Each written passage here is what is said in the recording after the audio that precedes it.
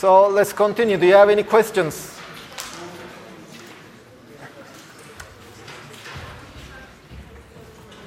Any questions on how to calculate the potential?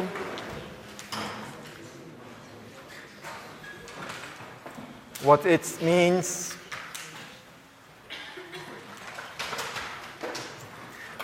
Okay, so let's now discuss how to visualize these potential differences, or the potential. You see, in the case of the electric field, to visualize the electric field, we invented these things called the electric field lines. Now, in the case of the potential, we have equipotential surfaces.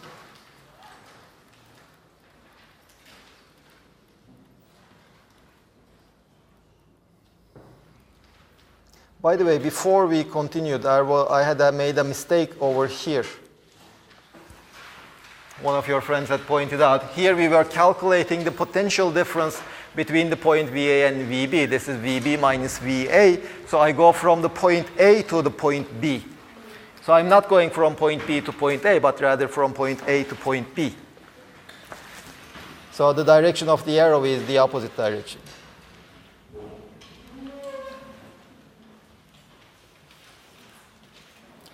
Now, to see what are equipotential surfaces, let me just look at this one.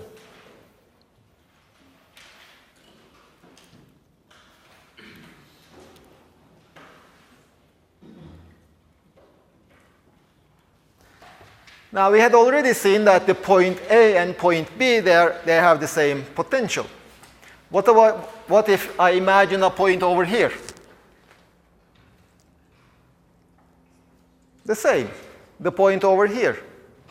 They are basically the same. All the points that are parallel to this plane and whose distance from the plane is the same as the points A or B, they will all have the same potential. So there we have a surface, and at every point on that surface, we have the same potential. Similarly, we said that point E and point C, they have the same potential. And in fact, every point on this plane, they will have exactly the same potential.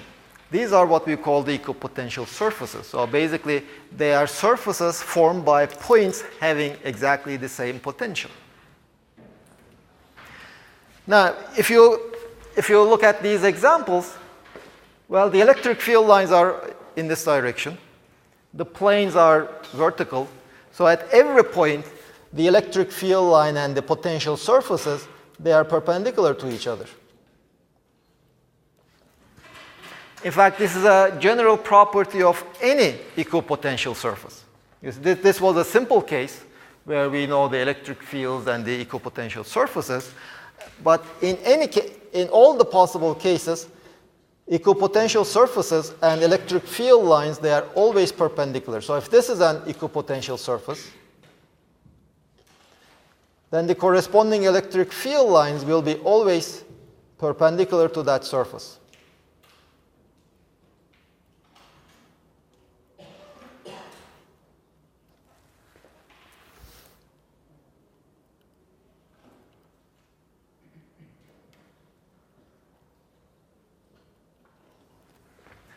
Well, to see why this is so, what we can do is we can just take two very nearby points on my equipotential surface.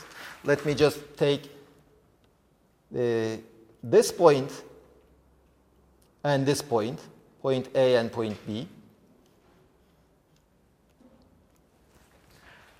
Well, the potential difference between those 2 points,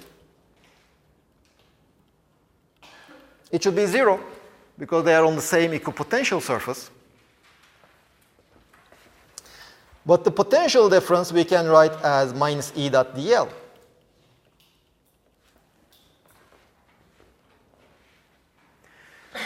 Well, from A to B.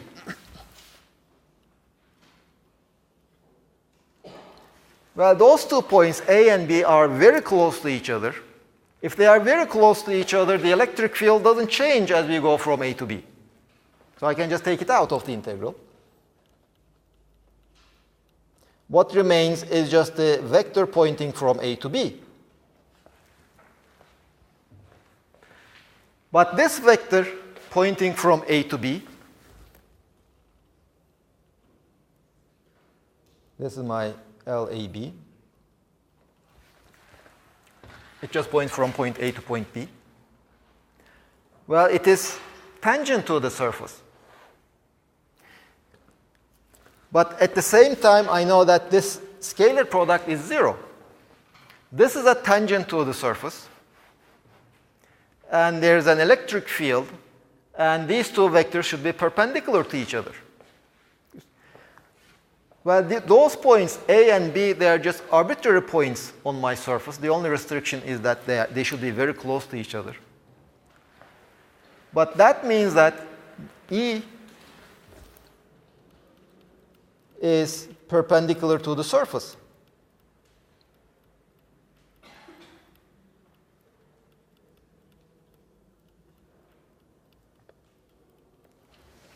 So in fact, if you know the electric field lines, this is a way to draw the equipotential surfaces. Just draw a surface that is always perpendicular to the equipotential, to the electric field lines. Well, we had looked at the dipole.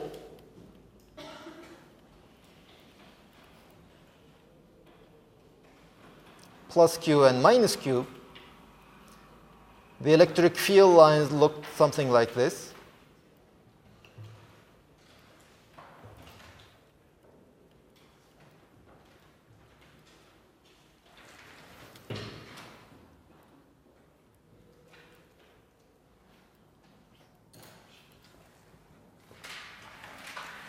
Well, if you would draw the equipotential surfaces, well, we said that here, let me use a different color.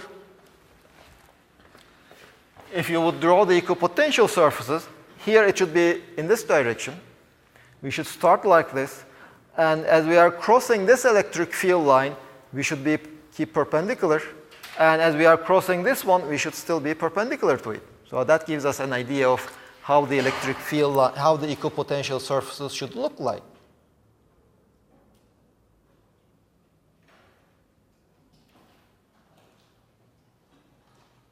In fact, in the case of the dipoles, the equipotential surfaces turn out to be just spheres. So if you would draw a larger equipotential surface,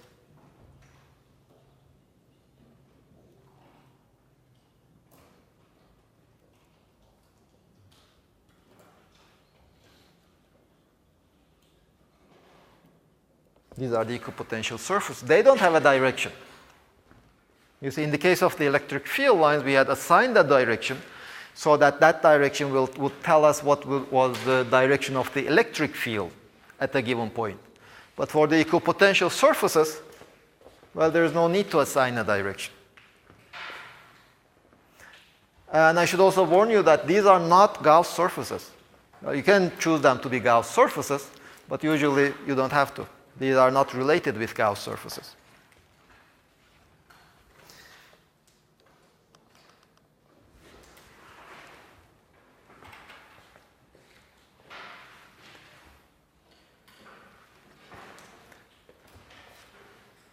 Well, we have the dipole. Let's calculate the potential of the dipole, and let's try to write down an expression for these surfaces.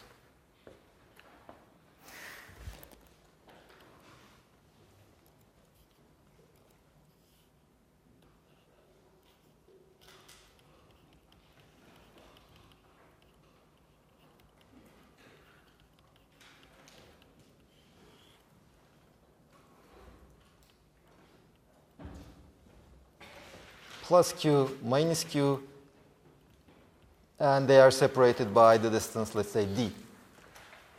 Just to remind you what the dipole is, this is our dipole, and we also assign it a vector. Q times if it points from the negative charge to the positive charge.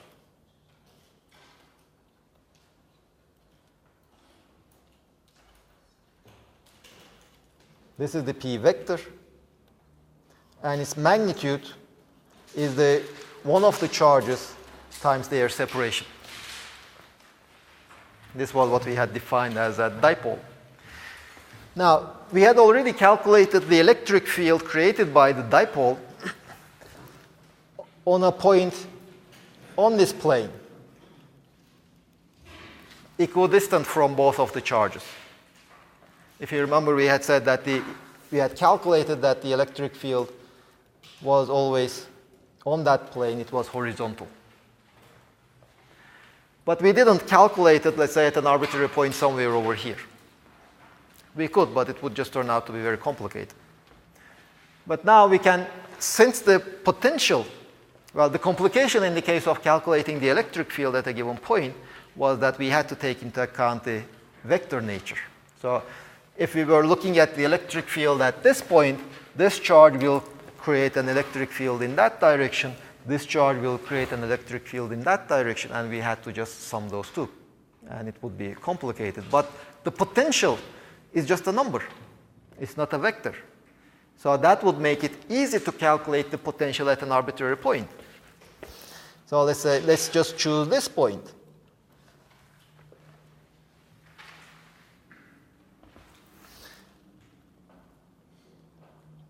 Well, I need this distance. Let me call that r plus. I also need this distance. Let me call that r minus. Now, the potential at that point P, well, I have just 2 point charges creating the potential. I just need to add the potentials. So what is the potential created by the plus charge?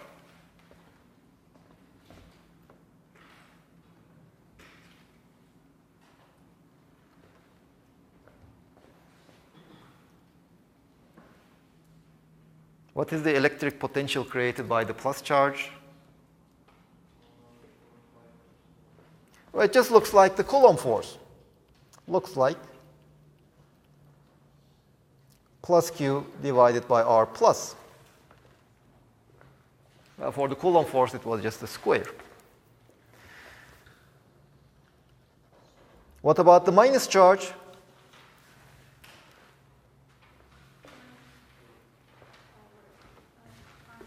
Minus Q over R minus.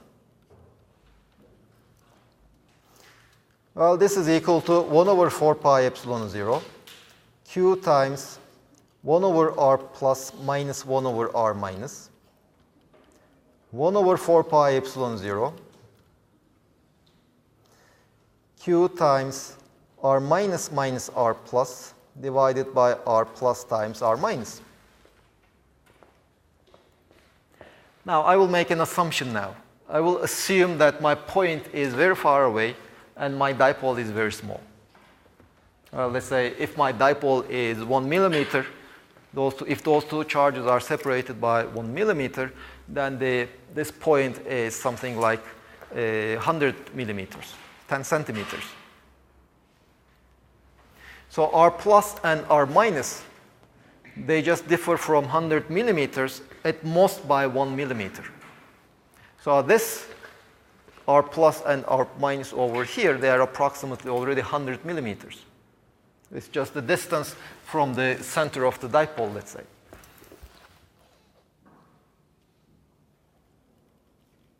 Let me call that distance R. 1 over 4 pi epsilon 0, Q times R squared. Now I'm making some approximations. Well, this R plus and R minus, one of them is something like 101 millimeters, the other one is 99 millimeters. If you just multiply the two, you get something like 100 squared. Well, let's look at this one. Well, both of them, if you just put 100 millimeters, they just become 0. But they are slightly different from 100 millimeters. Both of them are slightly different than R. Now, if you go back over here, let me just connect this point to some point over there.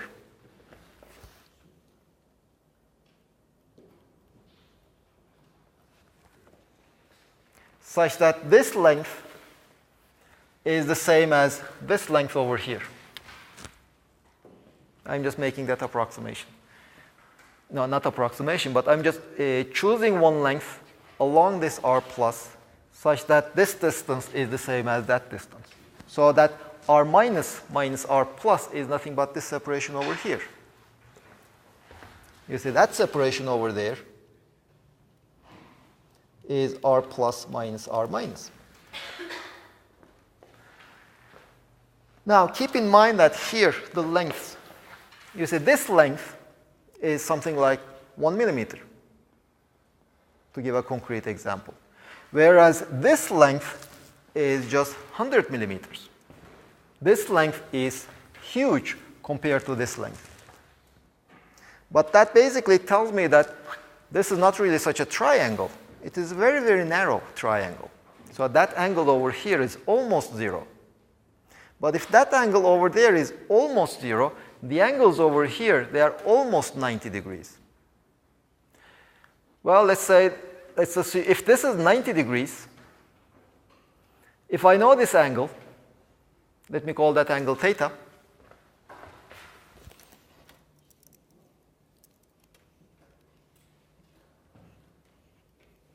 Then r plus minus r minus is just d times sine theta.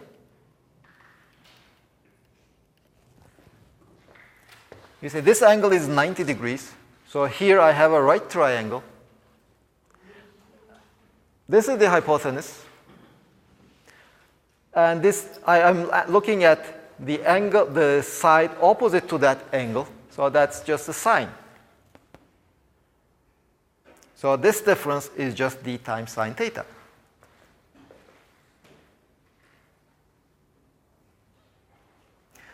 And which tells me that the potential created by the dipole is qd sine theta.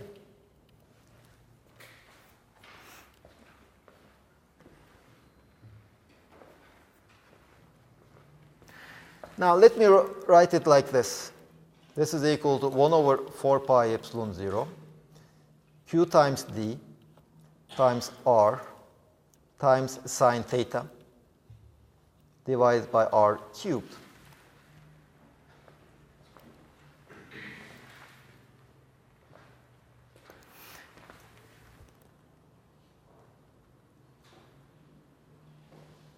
Well, so there's a minus sign. Because of that, r minus minus r plus. Well, in fact, let me write it slightly differently. This is 1 over 4 pi epsilon 0, qd times r times cosine pi over 2 plus theta divided by r cubed. Well, cosine of pi over 2 plus theta is nothing but minus sine theta.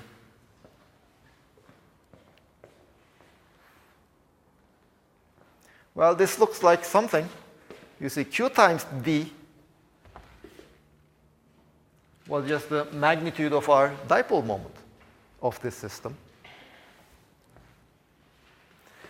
So the magnitude of a vector multiplied by the magnitude of some other vector, that is the position of the point at which I am evaluating the electric potential, multiplied by this angle. Well, let's see what that angle is. You see, this angle over here is 90 degrees, pi over 2. This is theta. So pi over 2 plus theta is just this angle. But you see, this is my dipole moment vector. That is the position vector. Pi over 2 plus theta is just the angle between the two.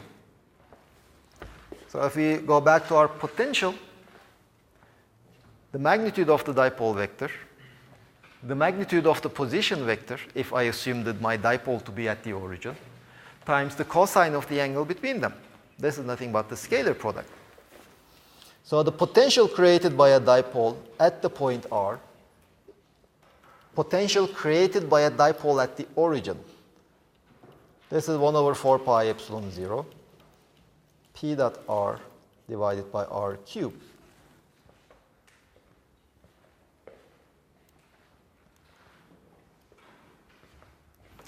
Well, compared to calculating the electric field of the dipole at that point, This is much simpler.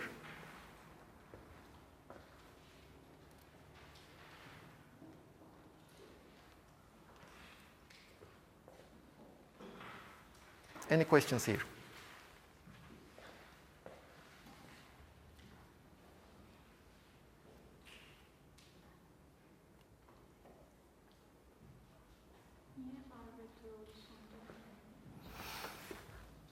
Well, you see this vector here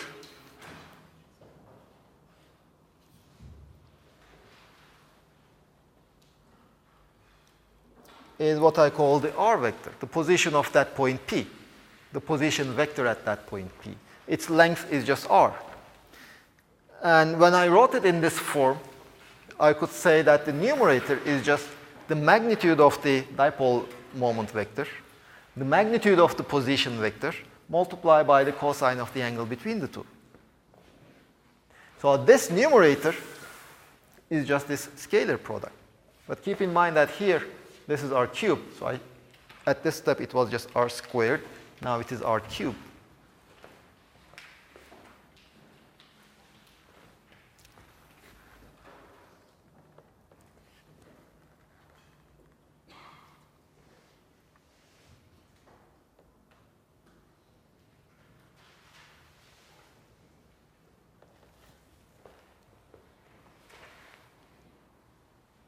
Other questions?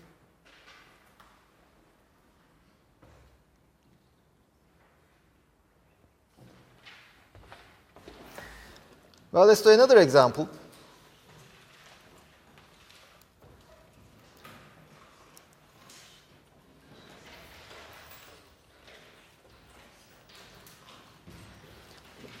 Conducting sphere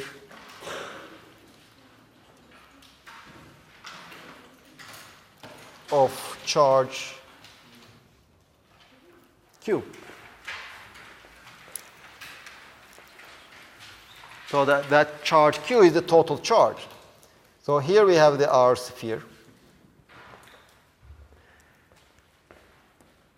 This time it is conducting. Then where is the charge?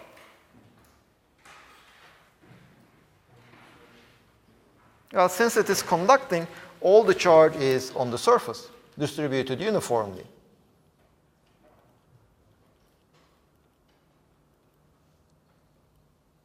There is no charge on the inside. What is the electric field inside? Well, for a conductor, inside the conductor, there cannot be any electric field. What about outside?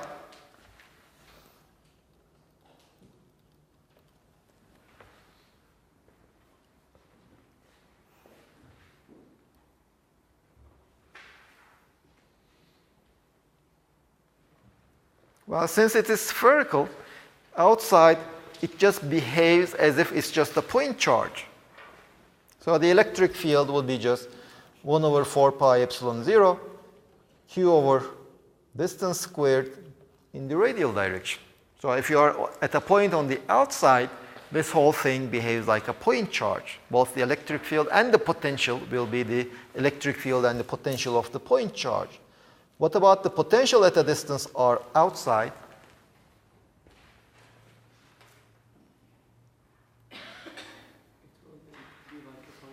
Just like a point charge. 1 over 4 pi epsilon 0 q over r if r is larger than the radius.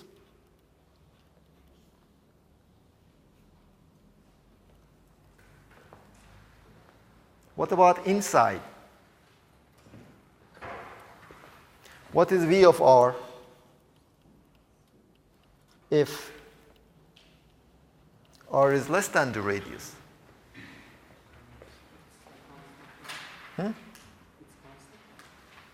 Zero or constant? Okay, let me ask you this question then. What is the potential difference between a point on the surface and this point?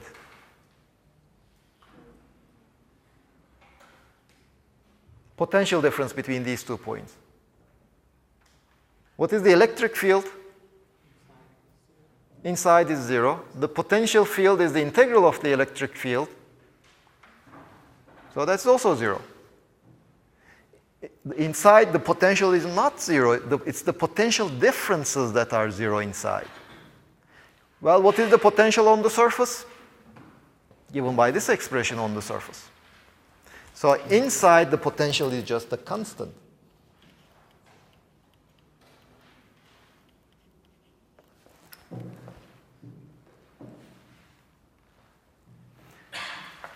So the potential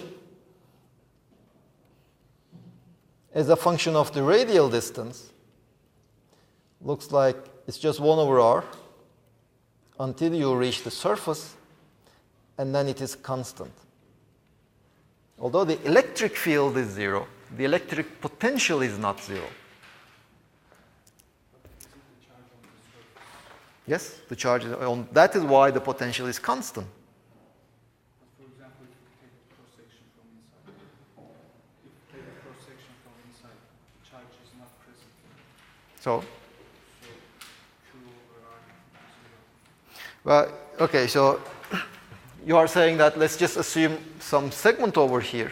You see, the problem over here is we are always saying that the potential differences is what we can calculate.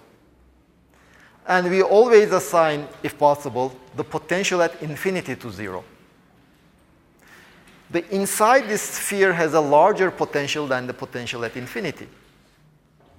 Because to go from infinity to inside, you have to move in the opposite direction of the electric field. So that's why inside we have a non-zero potential, since we are assigning the potential at infinity to 0. We could as well say that inside the potential is 0, but in that case at infinity the potential will not be 0. You see, since we know that what you are saying here is, since inside there is no electric field, basically, there is no potential change on the inside. So whatever you assign for the potential of the surface, that is also the potential inside. In fact, this is quite general for any conductor. Whatever the shape of the conductor is, the surface of the conductor is an equipotential surface. Well, there's an interesting thing over here. You see, on the surface,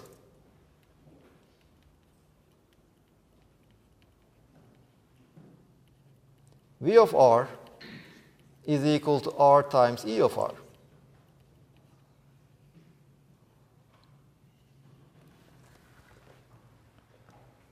This is always true. So if somehow you fix V of r by some means, let's say, then E of r would be V of r over r. You see, for example, you can just take a battery and take two spheres, attach one end of the battery to one sphere, the other end to the other sphere, for example. That way, you are fixing V of r to whatever the voltage the battery reads. Then the smaller the radius of the sphere, the larger the electric field you will be creating on the surface of the sphere.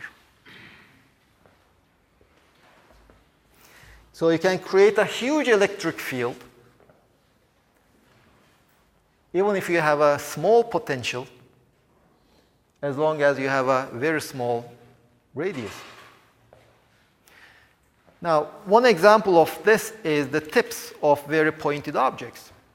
They are not perfectly sphere, but they have the spherical shape. So if you just give it it will be a conductor. If you take a conductor, have it a very pointed edge.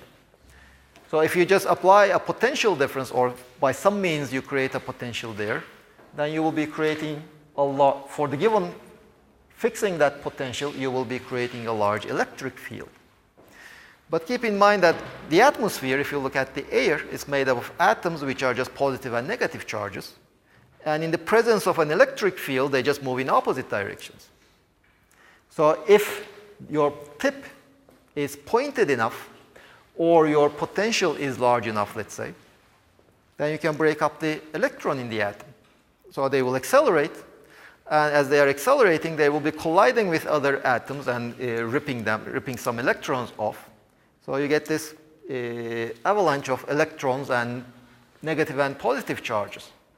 Well, that is something we call the thunderstorm. If you create a large enough electric field, you create a thunderstorm. Well, one way of avoiding a lightning hitting you, a thunder or a lightning.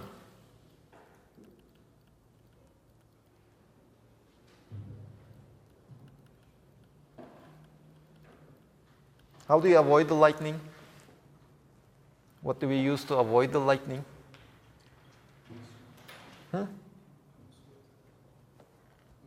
Insulator. Well, nothing is a perfect insulator. Well, you use conductors. What you do is you just take, at the top of your houses, you put a lightning rod.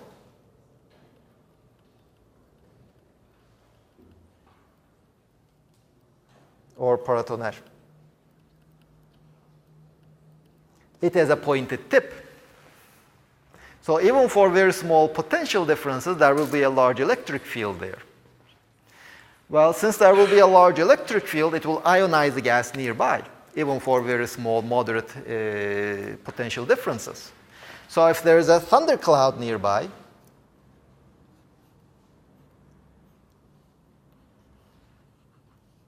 if there is a nearby thundercloud, it will be enough to create some potential on that tip. But then, since you are breaking the air molecules over here, you will have negative charges and positive charges. Well, they will just move. And basically, you avoid the lightning. Because even for moderate builds-up of potential differences, you will be just creating this transfer of charges. So there won't be a huge buildup of charges. So a lightning rod doesn't attract the lightning. It just eliminates it.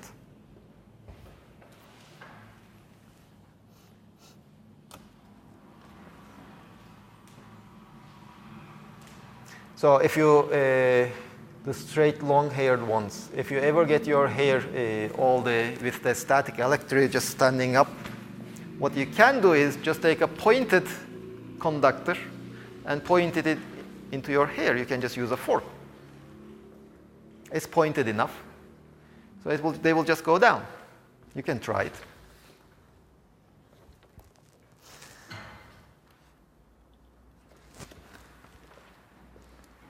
Okay, any other questions? Yes? Can we save the energy in the light? Can we save it? Ooh. In order to use it, first we need to save it. But it's so sudden and so large, there's no practical implementation of it, let's say. And it's so unpredictable. You see, all these renewable energies like the wind and the solar energy, etc., there are some uncertainties. Like for the solar energy, well, you don't have solar energy at night. Wind, you might not know when it will come and with power. But if you think of industry, industry needs a consistent supply of energy.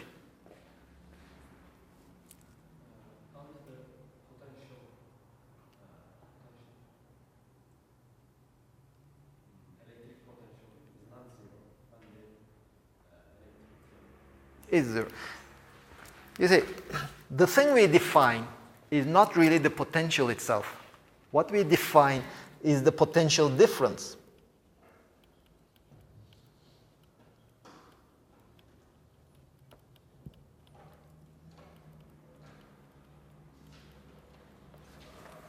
We always define this difference. When I say that the potential inside the conductor is non-zero, what I'm actually saying is that the potential inside the conductor is, well, if it's positively charged, the potential inside this conductor will be larger than the potential at infinity. That's actually what I am saying. And if you define the potential at infinity to be zero, then the potential inside the conductor will be positive. If you define the potential inside the conductor to be 0, then the potential at infinity will be non-zero. Just you can think of it as, let's say, are there any inclinations? What electric field is just like an inclination as you are walking. Potential is just like your height. You see here, let's say that at this level, my height is at 0. There is no inclination, the 0 electric field. So my potential is not changing. So at some point, there is an inclination. I go up. The potential is now larger, or I'm at a higher point. There is no inclination, but still I am at a higher point. It's just my height is not changing. The electric field just tells us how the potential is changing in a given region. The electric field doesn't tell me that the potential should have this value or that value. If in a region the electric field is 0, the only thing it tells me is that the potential in that region is not changing as you go from one point to the other point. So even if you have a region where the electric field is 0, like this one, the potential need not be 0.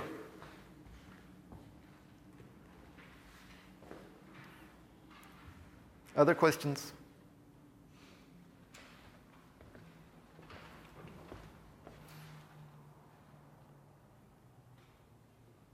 Well, the type of lecture that I really dislike is those lectures in which I have to talk about one concept followed by the other concept followed by the next concept, and you just talk about 4 or 5 concepts at the same time. It's boring for me. I see that you are already bored, but there is one more concept left. Well, we calculated the potential from the electric field. What about the other way around? Can we calculate the electric field from the potential?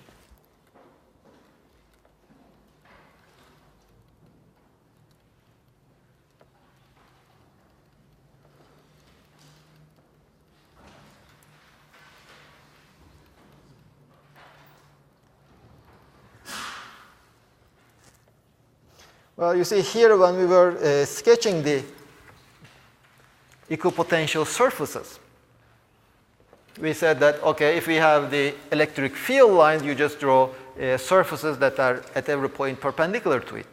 So that also tells me that if I know the electric field lines, I can determine the equipotential surfaces. But if I know the equipotential surfaces, to determine the electric field lines, the only thing I need to do is just draw lines perpendicular to the surfaces.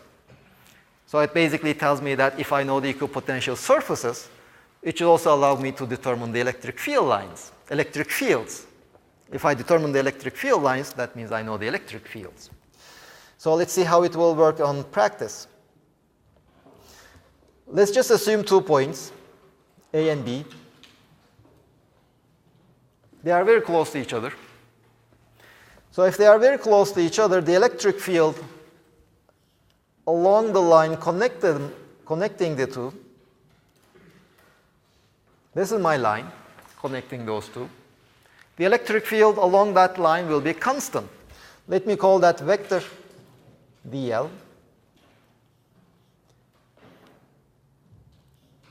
So the change in the potential as I go from A to B, which let me just call it dV, they are very close by points, so the potential will not change. It will just change by a very small amount. So this should be equal to minus the electric field scalar product with dl. I just assumed two very nearby points. I calculated the potential difference between those two nearby points. And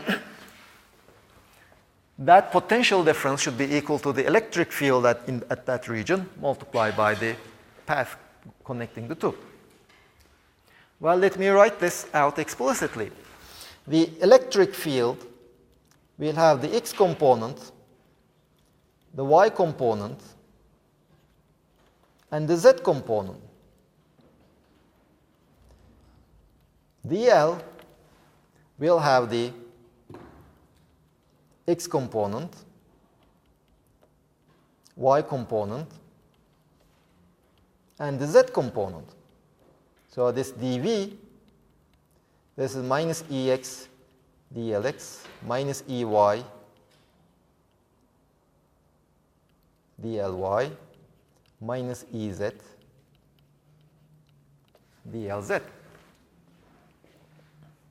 And dv at the same time will be v evaluated at the point B minus v evaluated at the point A.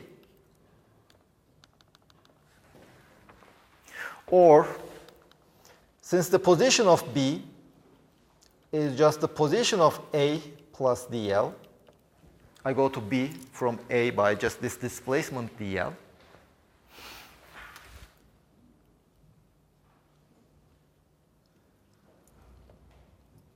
So V at the point, let's say, our A has the coordinates xa, ya, and za.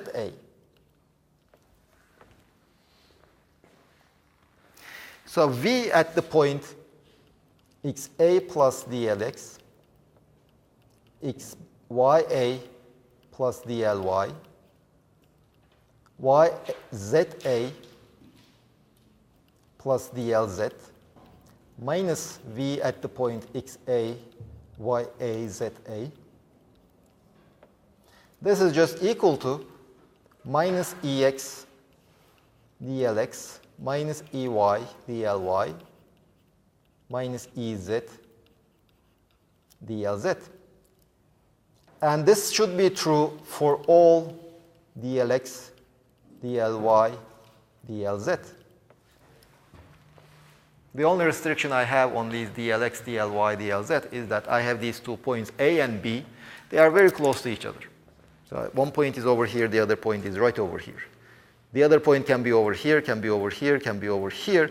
As long as it is very close to my point A, it can be any point.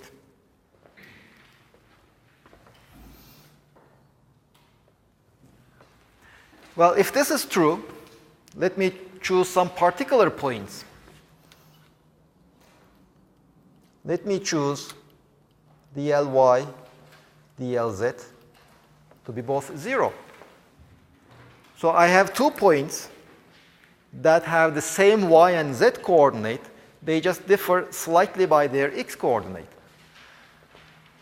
Now then, this relation just tells me that v at the point xa plus dlx ya za minus v at the point xa ya za should be equal to minus ex dlx. Let me just write the ex. This is minus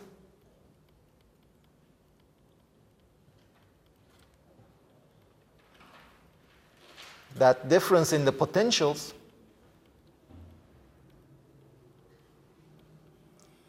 divided by the distance between those 2 points.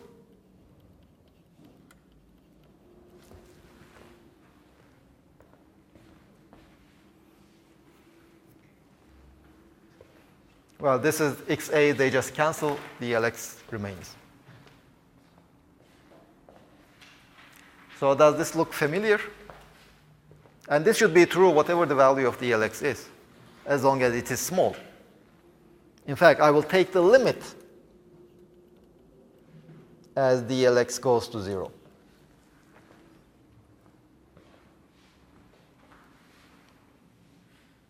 Do you remember this definition?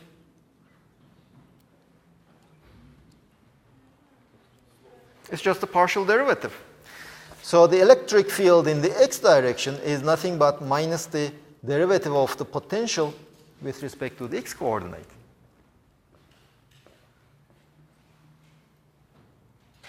Well, basically, you can also do a similar derivation. Instead of choosing Ly and dly and dlz to be 0, you can set dlx and dlz to be 0. Dly would be the only one non-zero. Just repeat all the derivation, and you would see that ey is just minus the derivative of v with respect to y, and ez is just minus the derivative of v with respect to z. So if you know the potential at every point as a function, so you can take its derivatives, that means you know the electric field.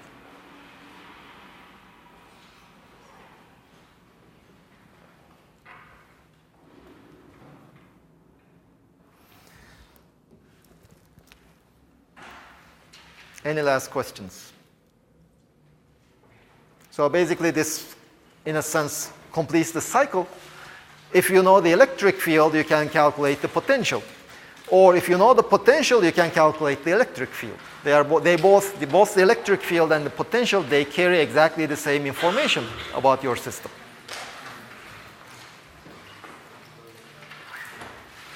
So see you on Monday.